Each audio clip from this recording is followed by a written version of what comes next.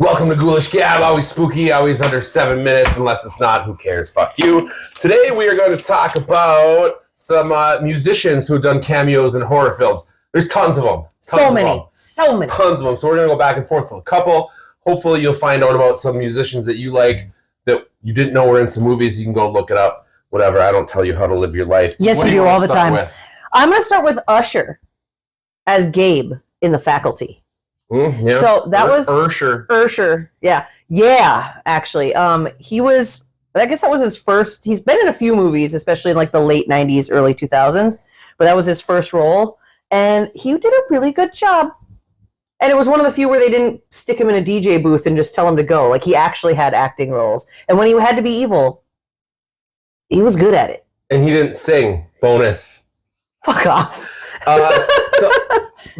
Gene Simmons and Ozzy Osbourne, of course, both had cameos in a 1986 movie called Trick or Treat, which is actually a pretty good, like, sleazy rock and roll 80s horror movie.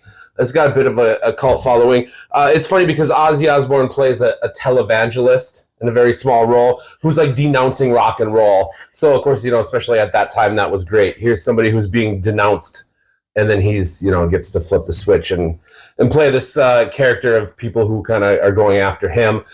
Gene Simmons, I don't even remember what he plays in that movie. Who cares? As a bonus, look up Gene Simmons in the movie Never Too Young to Die. It's not a horror movie, but Christ, you're not going to regret watching it. It's so insanely bad that it's amazing.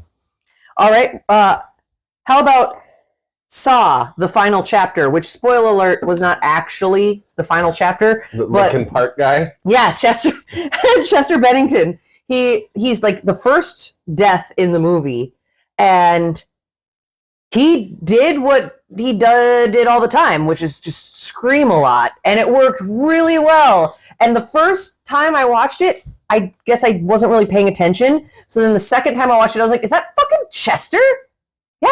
Yeah, it's great. I love it. Now it's my fun, like, happy little go-to moment. I think he played a Yahtzee, didn't he? Yeah. Okay, so here's kind of a fun one. There's a Wolfen from 1981. Now, and you would have only caught this in the theater, but you can look it up on YouTube, which is why I'm bringing it up. But Tom Waits had a scene in the theatrical version, and they could never negotiate to get it to be included in any future releases.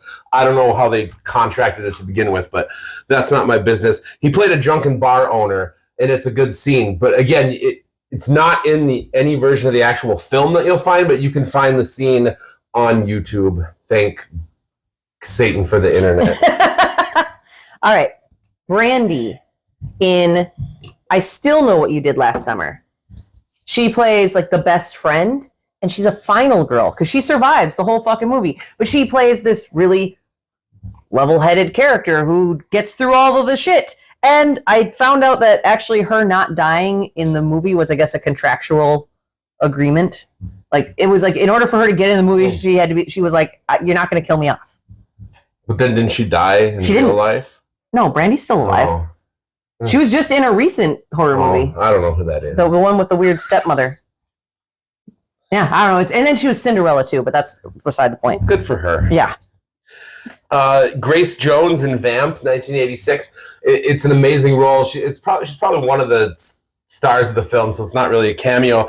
But she plays Katrina, Queen of the Vampires. And what's very great about the role is that she doesn't have any dialogue. It's all body language, and Grace Jones is amazing at it. It's an awesome 80s vampire movie. If you haven't seen it, it's got some dated things in it, but watch it. A lot of the movies we reference have a lot of dated things in them. You know that. They are a product of their time. Busta Rhymes in Halloween Resurrection. Ugh. Okay, hear me out. It's pretty much universally agreed that he was the worst character. And even he said it in an interview where he was like, so I really wanted to do what LL Cool J had done in the previous movie.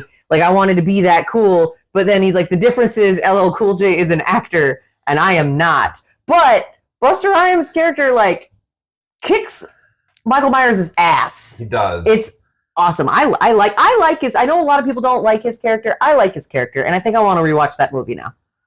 That movie is, it's a movie that came out. Oh, you can thumbs down over there, but we're watching it later. Joey Belladonna, singer of Anthrax, is in a movie called Pledge Night from 1990, which is also a great underrated horror movie. Typical frat boy party house. There's a murderer that comes back, blah, blah, blah. But the Anthrax is all over the soundtrack, which is great. But he plays the younger version of the killer. And he gets boiled to bits in acid, and it's a super cool scene. We didn't set a timer. No, and I was watching, but I've been watching the time. Okay, do one more, and then we'll call it. All right, my one more is LL Cool J in Deep Blue Sea. I love Preacher in Deep Blue Sea.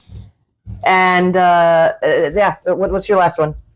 I was just going to mention Jonathan Davis in Queen of the Damned. He had a small part where he played a ticket scalper, and of course he did the voice of on all the songs. But if you get the soundtrack, they replaced all of his vocals with a bunch of other shitty singers, and some that are not shitty, but it's weird. That's probably all the time we have. I don't care. Fuck you. Leave some comments. You probably didn't even watch this far. Okay, bye. Bye.